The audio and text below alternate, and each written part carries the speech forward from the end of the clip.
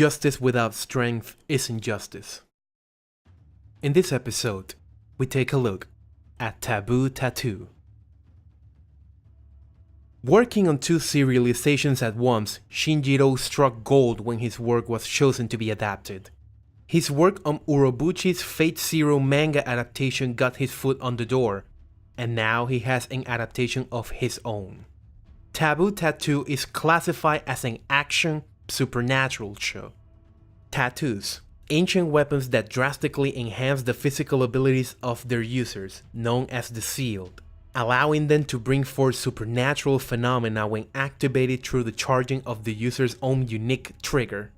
When Justice Seigi Akatsuka saves a man from some street punks, the man gives him a strange stone as a token of gratitude.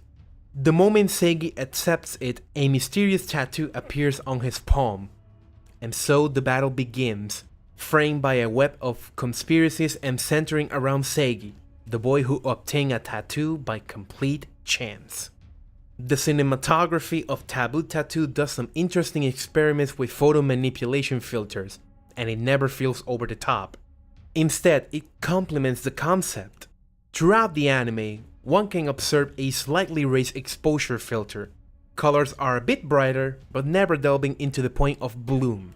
The action sequences showcase employ a use of motion blur that add necessary nuance to make the movement believable. A nice detail that showcases the thoughtfulness of the animation director.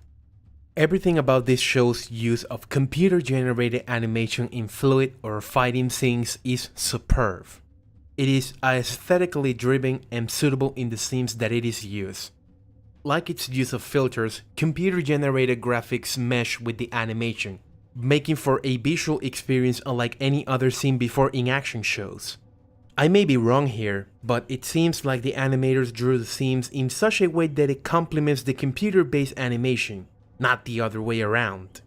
An approach that may not delight the 2D crowd, but one that feels right. I hope this level of quality continues throughout the show's run.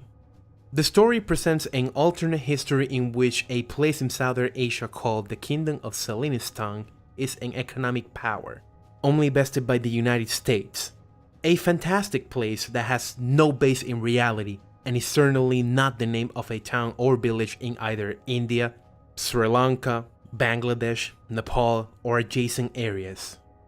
I take umbrage with this use of alternate history.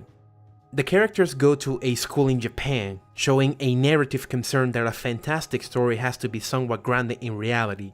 It should eschew any notion of it when the item of this story are tattoos with magical powers. Instead of grounding the fantastic narrative, it tokenizes the real-life elements, and it does the story a disservice. If you're looking for a fresh take on shonen, you'd best look elsewhere. Taboo-Tattoo is very much the kind of show you'd expect out of a shonen anime, tropes included. Seigi is the goody two-shoes character with a half-inspired, do-your-best motivation. Toko is the childhood friend who is the vector of all the fan service and likely the one to get ditched for the new girl, Bluesy, down the road. 2 girls in Bluesy's group that fight for who has the most fanservice shots and a musclehead guy. I hope this show does something different, but I'm not keeping my hopes up. So that's Taboo-Tattoo. Another episode of Impression ends. If you like this video, give it a thumbs up and consider subscribing to see more content. Join me next time for a revenge tale and how it can be sweet. Until then, with nothing more to say, signing out.